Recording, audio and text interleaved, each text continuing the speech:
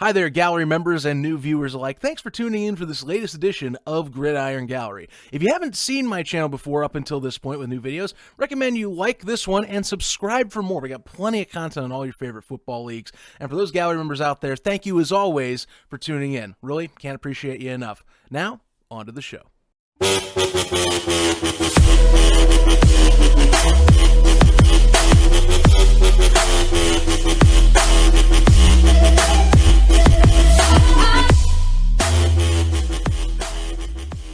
Welcome one, welcome all to another edition of the Zach, Tony, and Grimbo Show, the NFL show, part of the Gridiron Gallery podcast.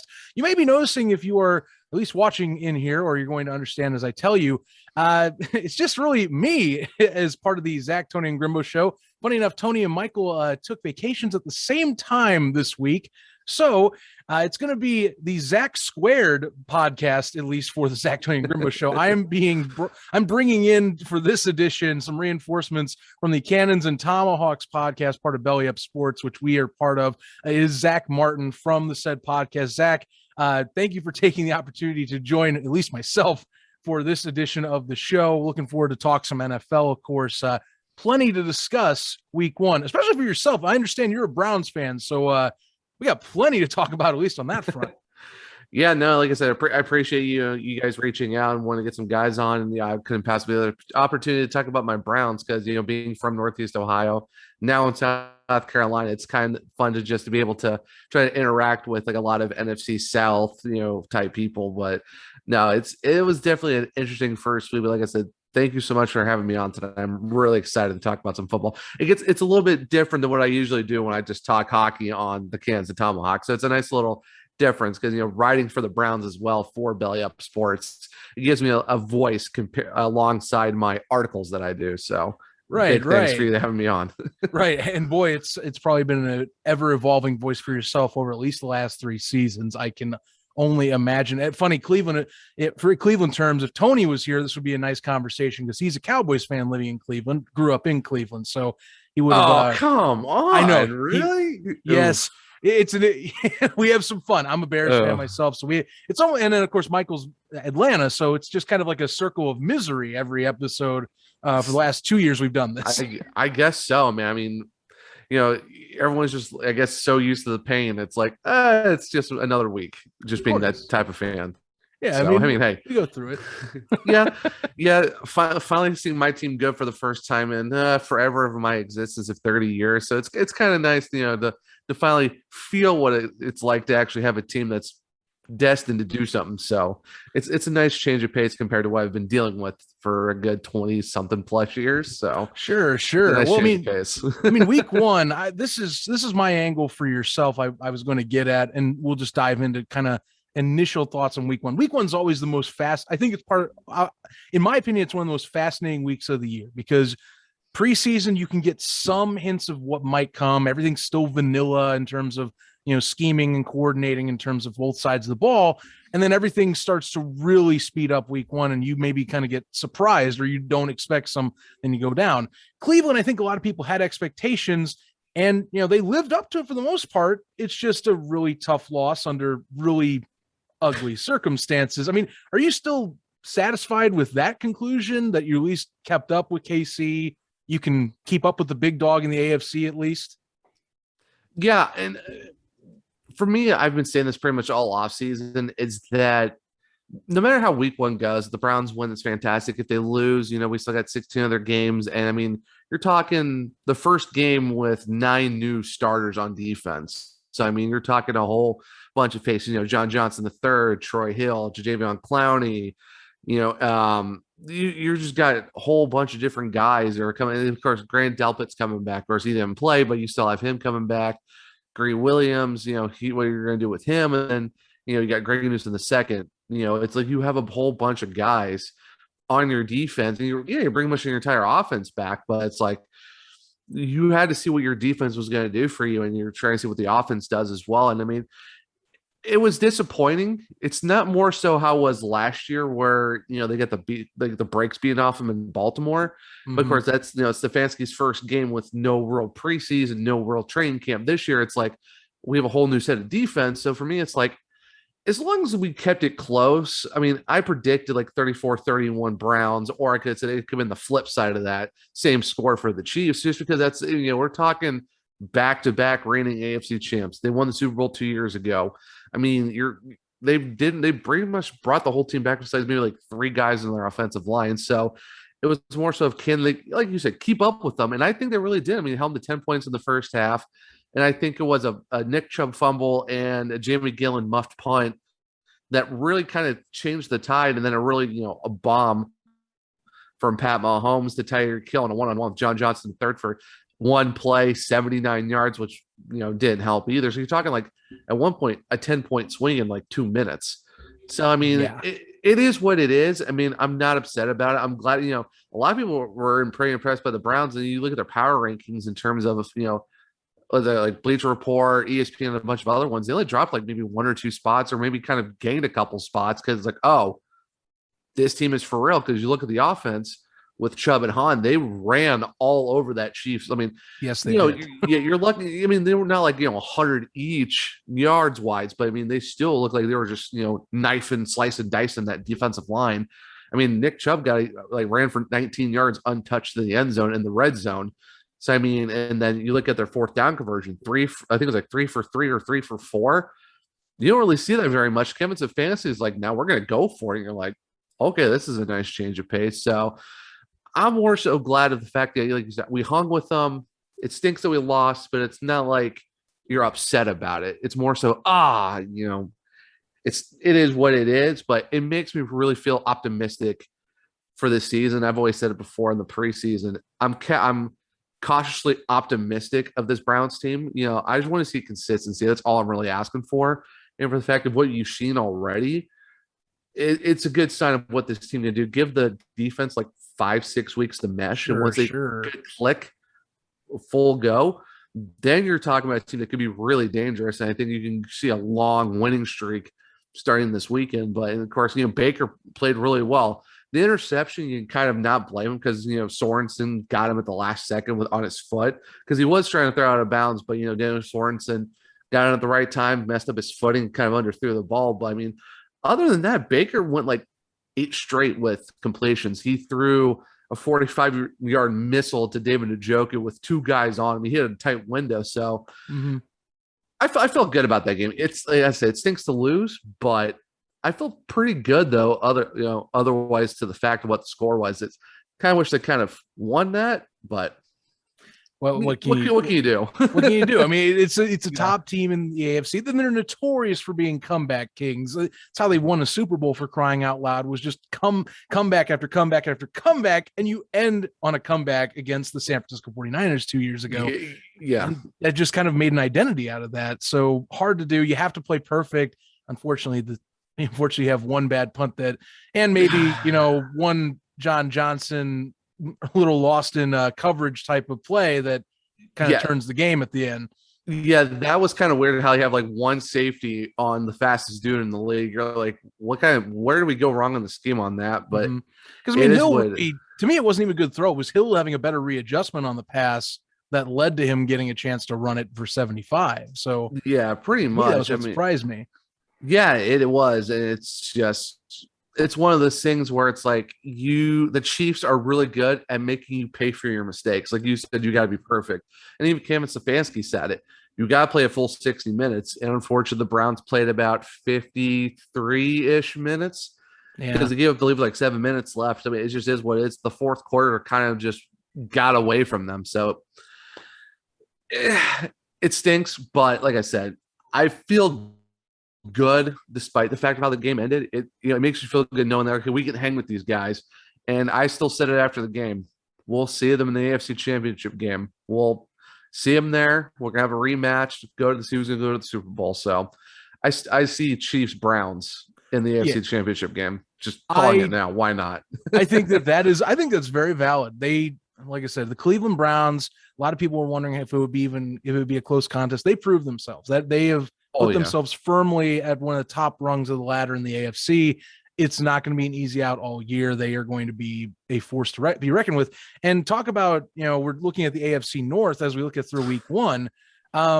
Pittsburgh, everyone was ragging on throughout the offseason. You know, could the defense live up to its last year's expectations? They stripped apart the offensive line in the offseason, and they just bullied Buffalo. Buffalo looked lost at times in their own stadium, and Pittsburgh looks like they might have some juice. It doesn't look as sluggish as the end of last year, but compared to Baltimore, who kind of blew their own lead against Las Vegas, and is dealing with their own injury woes. I mean, do you see Pittsburgh or Baltimore being the guys you'd be most worried about right now?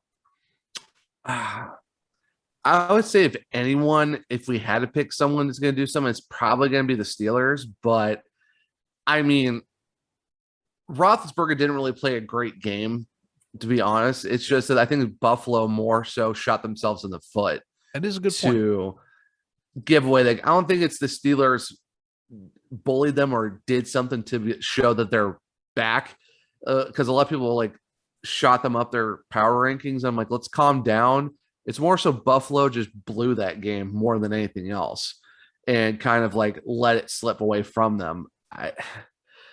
I still think the Steelers might, like you said, have some juice, but we're talking about a team who went 11-0 to start the season and then completely fell off the face of the map after week 11. They lose the Washington football team completely brook the Steelers because you go 1-for-5 to end the season and you're down 28-0 in the first quarter of the divisional round against your rival.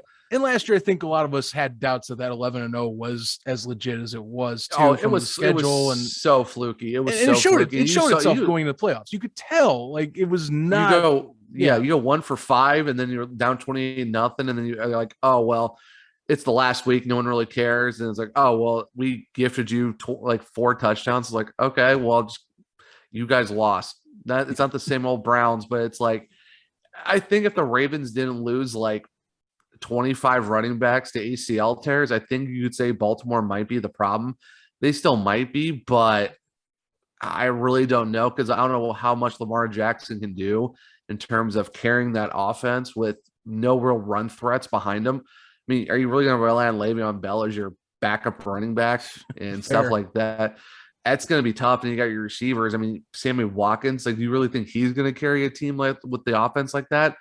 I would say right now it's maybe the Steelers, and that's kind of being generous right now. I mean, outside of that, I mean, they are 1-0, but it's kind of is it really 1-0 or more of just you got gifted a win because a team's defense fell apart and the offense fell apart for the Bills. It's just, I would say it more at this point. Maybe the Bengals have something to say, but I mean, that's also good.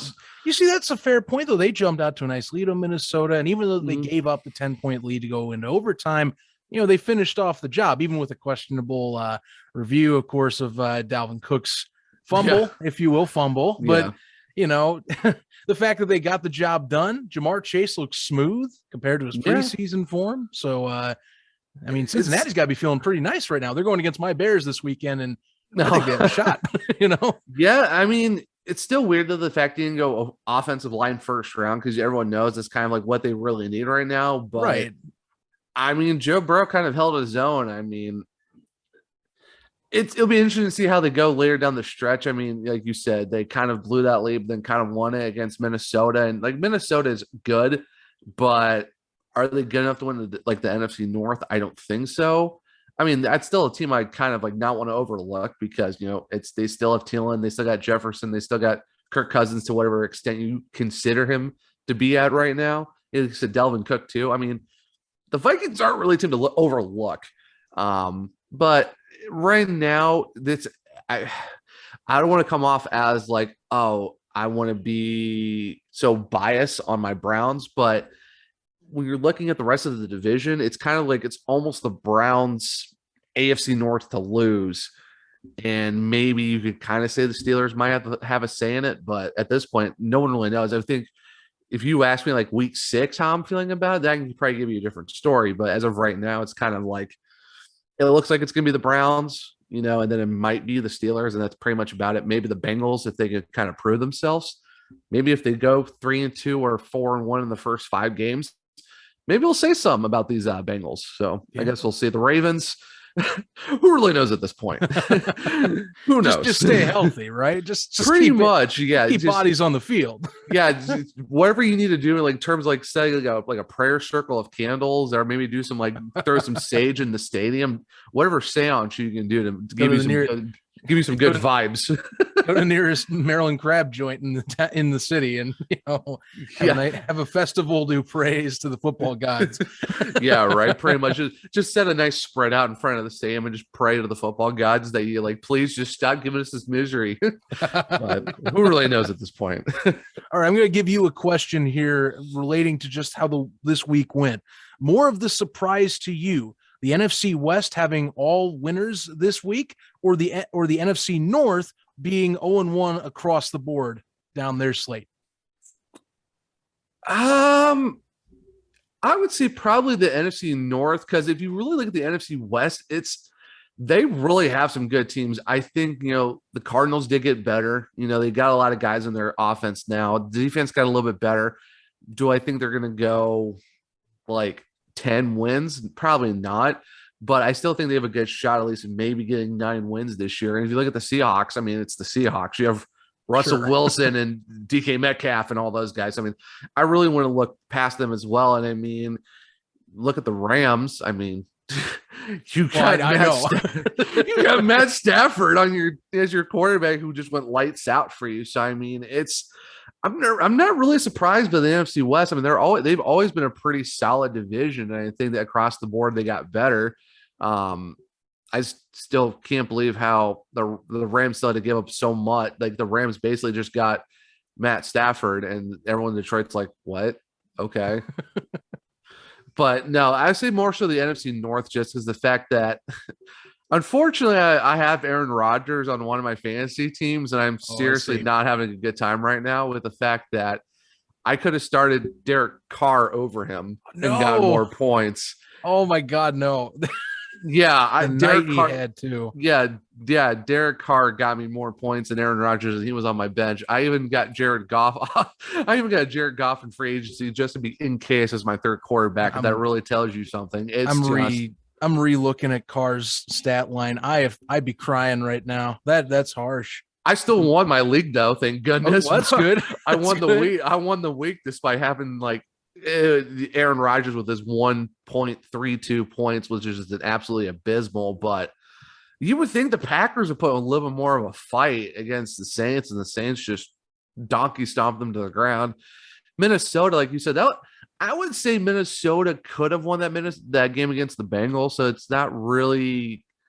It is what it is. But I still think it's more so the NFC North is more of a surprise, because like, how did no one in that division win? I mean, maybe the Bears. I mean, I like the Bears. I mean, I thought they at least would have a shot. But I mean, at least that was kind of what it was. But for me as a fan of that team, like down 6 midway through the third, it hurts me to say that, defensively Chicago's fallen off the map. So like playing Matthew Stafford, I get, it's not like I'm not worried about Stafford from his Lions days, but now he's on a better team. The Rams are a much more stacked roster. Yeah, he's got talent now compared to Detroit. And the thing is, Matt Stafford's always been good. It's just he has no one around him. Now you give him a team like, you got Tyler Higbee, you got Cooper Kupp, you actually got dudes on your team, and you're like, okay, this is what Matt Stafford could have been in Detroit if the owners actually gave him a roster to deal with.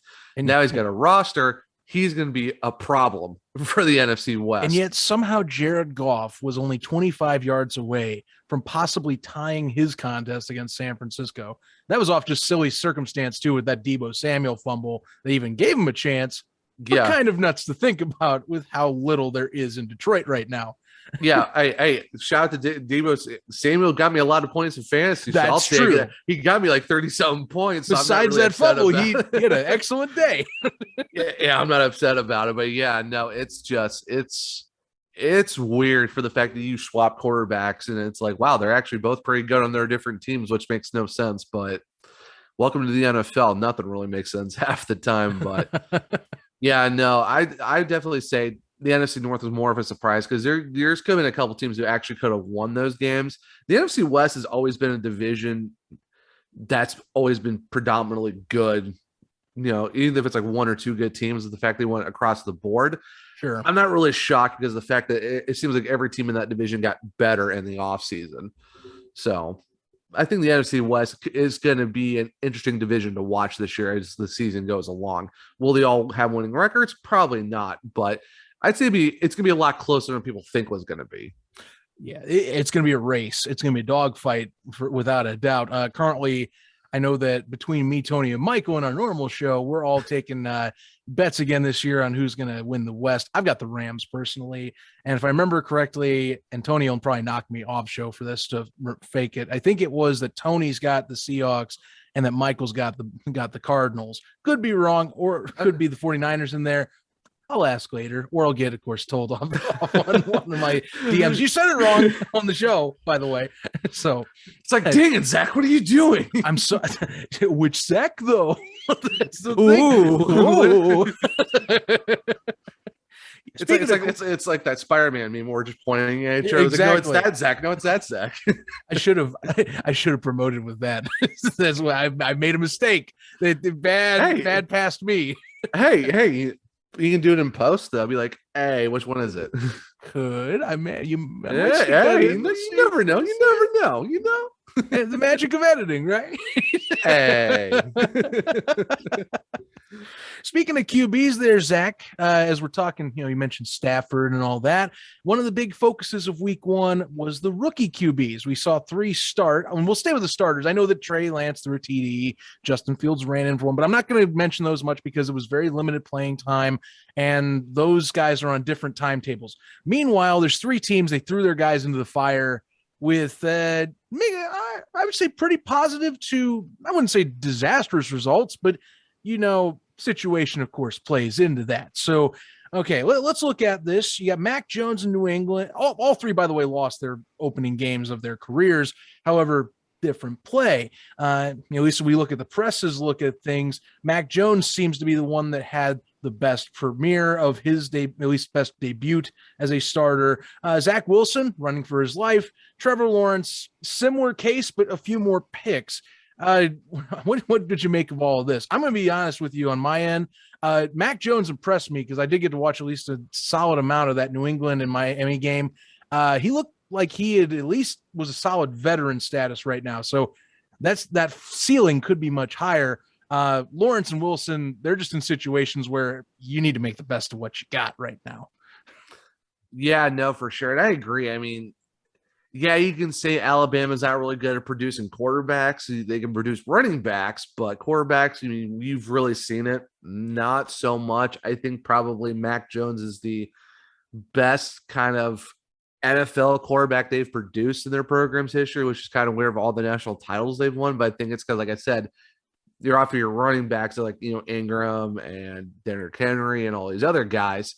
So I think Mac Jones definitely showed why he became the starter out of camp, and which was a shock to everyone. It's like, oh, he's going to probably be our backup this year. And Belichick's like, not so fast. He is going to be our starter. And I thought he did a pretty good job. And of course, week one, you kind of get used to the league. I mean, and the Dolphins did get better.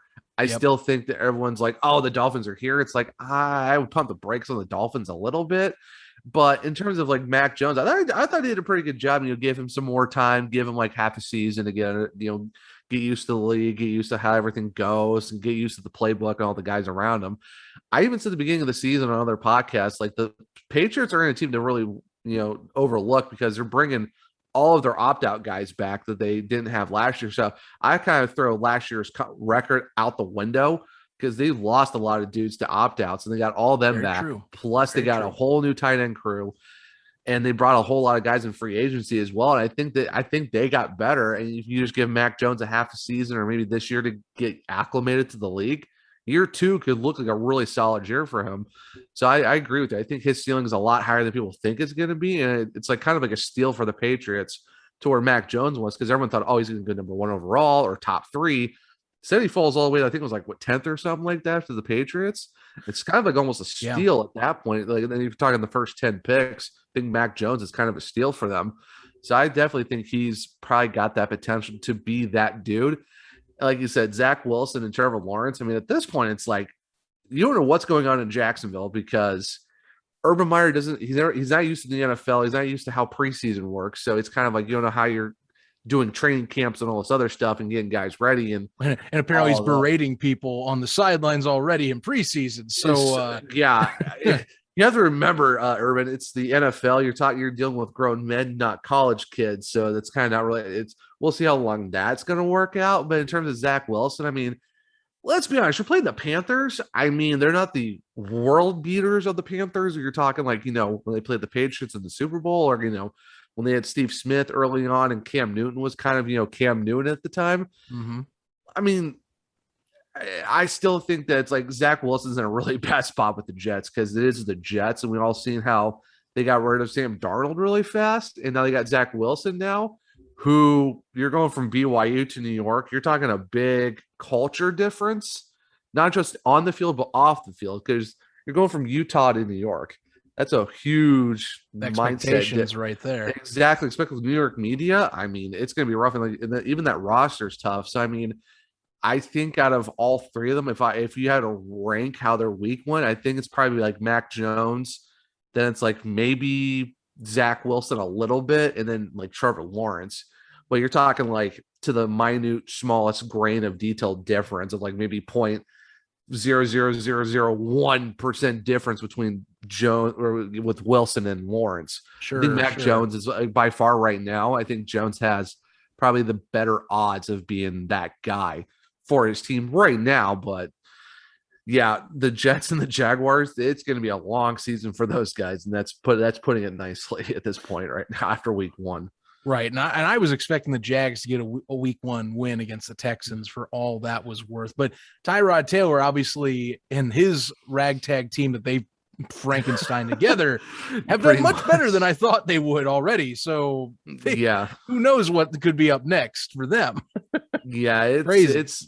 It's definitely, it's like the replacements, if you want to call it that. Yeah. That's a good comparison. Yeah, it's like, all right, who can we put on the field right now that's going to help us? Let's say you, and you, and it's like you're just go play some football, and you have Tyrod Taylor's like on his like third or fourth team. He's like, all right, let's see how this goes. I'll do my best, I guess. Yeah, hey, I'll tell you, looked elusive, man. He had some nice throws too, but it just surprised me that the Jaguars, I thought, at least for Lawrence, had a nice setup. Things just didn't go their way. So, man, it just looks rough. Even protection wise, like we're talking here, between Wilson and Lawrence, just kind of, I understood why Wilson was getting kind of just rushed the entire time, and especially since when you have Mekhi Becton going down in your first game of all things, your blindside blocker. But like Lawrence, I was like, okay, this is a pretty good prime setup type of get your feet wet game. So, that one to me disappointed me a little bit more. Yeah, it seems like it was more like a scheme issue, and the fact that Trevor Lawrence is you're going into it with a new head coach who's never really coached the NFL before, and you have a rookie quarterback, and you lost your rookie halfback before the season even started too. Yeah. It's kind of like a recipe for disaster. In the fact you look at the rest of that roster too, you're like, yeah, there's really no one on this team right now. And I mean, you could have Gardner Minshew, but now he's in Philadelphia backing up Jalen Hurts. So I mean, hey, you basically got Trevor Lawrence and some dude that no one knows is his backup. So Minshew's probably feeling good after week one anyway. So hey, he gets to stay on the sideline and hold the clipboard and look good. So basically, he's just Zach Moran of Blue Mountain State.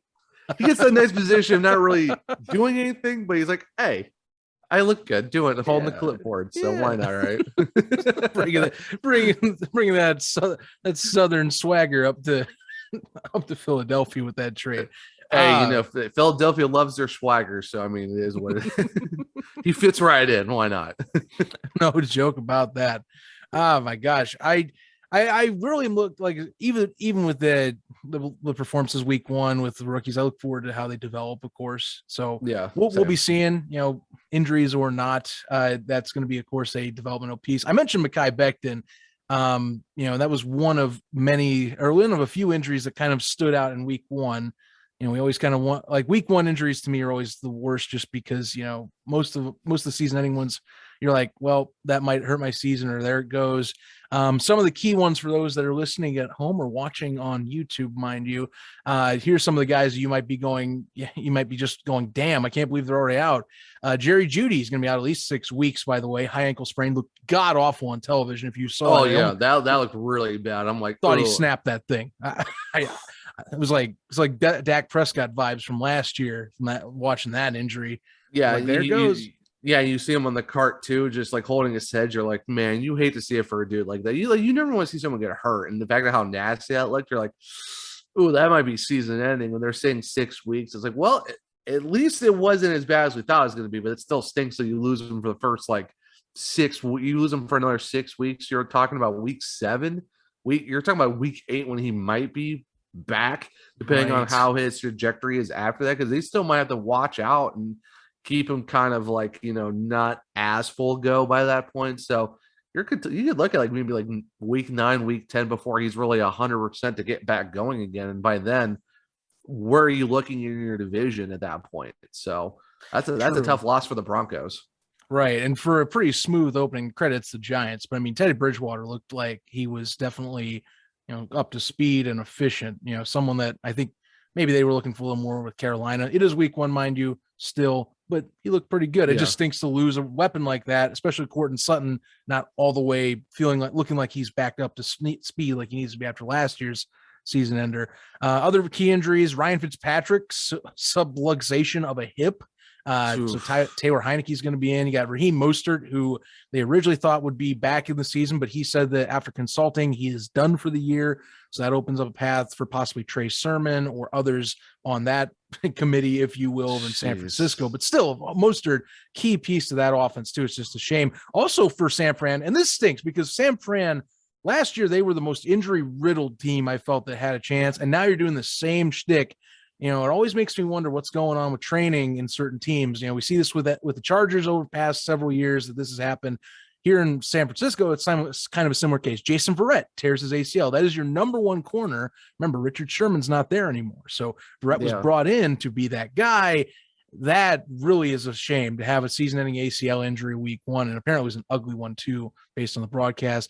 Mekhi Becton, as we mentioned, he's down. So good luck, Zach Wilson, with trying to run for your life even more so than you did week 1. Other ones, Jeff Okudah, who had a season-ending injury last year.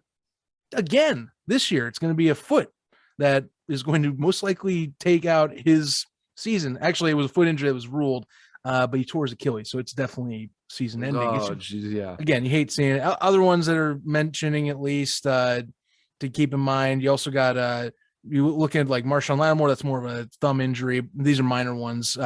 Bradley Chubb still is inactive. So, I mean, those are ones you got to be looking out for. But I mean, I guess out of season enders, which one do you think, I think I might've hinted at it, but for yourself, which one really sticks out as like this kind of is a massive blow for any chances? Cause there's a few of them that I'm like, you're either kneecapping a side of the ball or expectations of an entire team, you are kind of dropping down a peg after week 1. I would say there's two of them exactly. I would say it's probably, like you said, it's either hindering your entire team or you're kneecapping one side of the ball. Jeff Okudah, losing to him, that's going to stink for the Lions because that's basically their dude. And, I'm a big Ohio State fan, North being from Ohio. Sure. The Ohio State University. So it kind of stinks when you see someone like that get hurt back-to-back seasons. And that's really a bad loss. You really don't want to do that. And, we lost the Browns lost Grant Delpit last year in training camp with an Achilles injury. And he's healthy, but they're still kind of like slowly progressing him as they go along because he didn't play in week 1, but he's been healthy. So you lose Okudah like that, that's going to be rough because now you're talking however long that's going to be. You're talking at least a year to get better than however long that takes to get after that because you lost him week 1.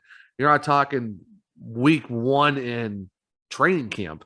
Now you're looking probably about like somewhere next season by the time he might be back. And that's when his recovery is done. Then you got to actually try to get him back into game strength. You're talking like a season and a half without Jeff Okudah. That's a really bad type start for you to go right now, especially with that team that's already kind of somewhat maybe a cusp to do something in the NFC North, maybe Right. depending on how the rest of the division is. Well, But you'll be in year 3, and he's barely played in the NFL, like not even half a season. yeah, He's had exactly. such limited time. That's the Yeah, worst about it too. Rookies that don't even touch the field, and that was a high draft pick for him too with Okuda. third overall, I think is Mm-hmm. where he It was was last year. 2019. Mm-hmm. Yeah, and that's a bad spot to be in because like now you're kind of like, well, what do you do at that point? Then it stinks for them. And I say most are for the Niners. I mean, yeah, you got Trey Sermon, another Ohio State guy, but it's still like, okay, you're kind of gonna have to rely on a guy now that wasn't really gonna be seeing a whole like a slew of snaps that you thought Mostert was gonna do. Now you kind of took in your entire team, offensively and kind of like move them down a little bit too, because now you got to rely on a rookie halfback, and now it's putting a lot more pressure on Garoppolo and the rest of the offense to kind of like have to throw the ball more now because you really have that threat of you had of Mostert what he did last year. I mean, they still have a couple other maybe halfbacks that might do something, but it's kind of like that's really a guy you don't want to lose right now, especially with season ending. So I think those two are the biggest ones for me that kind of like stood out from week one was Okuda and Mostert for the most part for the Niners and the Lions. Those definitely have some impact. And the Lions, I think for them, you want as many hands on deck with how they're trying to rebuild. And Okuda's supposed to be part of that future. So that one hurts.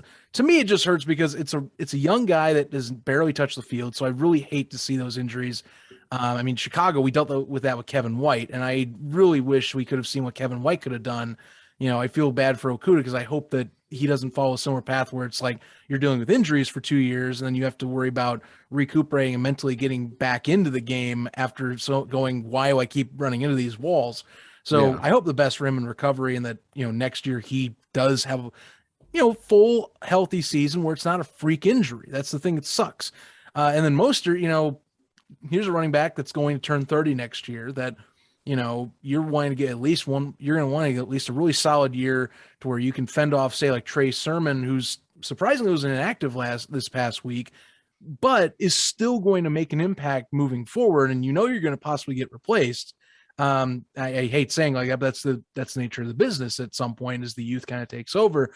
And you're going to have to find a mouth to feed in terms of that committee. San Francisco has a massive committee running back corps. So Yeah. that's just damaging to have any chance to get back. I mean, talk about someone like that, Dreek McKinnon, if we remember that name on the 49ers, 2 straight years trying to make it, kind of got lost completely in the shuffle. He was a massive pickup for them several off seasons ago.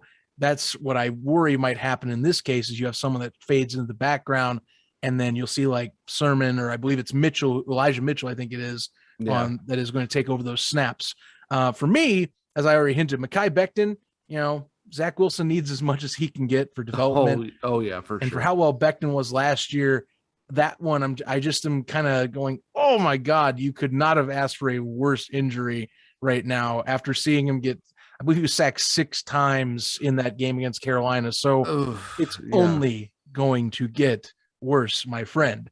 Jason Verrett is my second one. If we're going to do like, dynamically changing and then kneecapping it.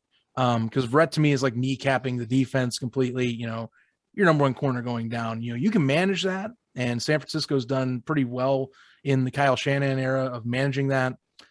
But Verrett is still is a dynamic threat. And it sucks to lose that, especially after you moved on from Richard Sherman last year and you're trying to reestablish that secondary.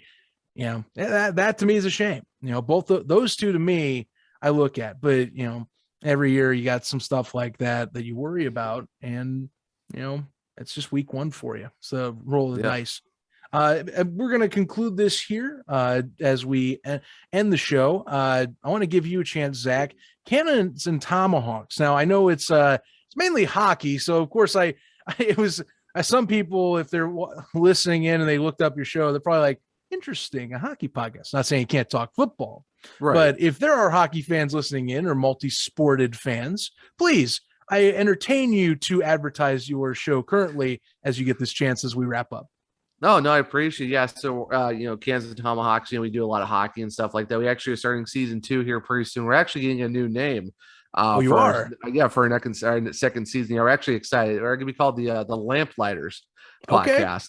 Yeah, so we got a whole new logo is about ready to drop on October 1st. We got the full name change and all that coming as well. So we're really excited for that. We got some merch on the way, so we're kind of excited for that too. We actually are on Twitch. We're Twitch affiliates after probably a couple weeks of doing that. Yeah, so we're really excited for that. We actually already got some subscribers, so we're doing that too. So we're kind of like doing like a podcast thing, and we're also doing Twitch as well. Just to, we want to kind of be more interactive with our fans and stuff like that. And plus, we're kind of more pushing like mental health as well for season 2. So kind of like trying to introduce people to hockey. So like if anyone listens to Gridiron Gallery want to come and listen to some hockey and understand hockey, that's what we're kind of doing for season 2. We're trying to introduce hockey and also talk about mental health. Like it's okay to be it's okay not to be okay, because me and Alex, we deal with different things in terms of of mental health. So we're kind of like trying to be advocates and kind of pushing that in terms of something that we want to give back to and help out with and bring awareness to. So that's kind of what we're doing as well. But yeah, we're really excited for season 2, though. It's kind of crazy that we're going to be on season 2 of our podcast, but it's going to be a lot of fun as the Lamplighters. But you can find us right now on Twitter and all of our other socials and YouTube and Twitch as Cans of Tomahawks podcast. Really easy to look up. Just Can of Hawks Pod on Twitter and Cans of Tomahawks podcast everywhere else. And you can find me at Sealy Zach on Twitter. I have other socials, but I'm mainly on Twitter. So talk football, hockey, baseball, whatever, soccer. I'm always up to talk about sports and nerdy stuff too, like Star Wars, Dungeons and Dragons, stuff like that, Doctor Who. So I'm all for the nerdy stuff and sports. I understand completely. Hey, I'll definitely be sure to let people know about those Twitch streams. I'll be pointing them that way. Oh, appreciate it. Yeah, we actually got one going on tomorrow night between 7 p.m. and 9 p.m. We actually got a stream going on tomorrow, and we're gonna have one next Friday as well. So we're really excited to do a couple more streams in the next couple of weeks. Hey, okay. Yeah, I'll point them that way, of course. We'll make sure to get the upcoming renamed Lamplighters podcast some love, of course, too. So appreciate that. Zach, thanks for joining the show. Really can't appreciate it enough.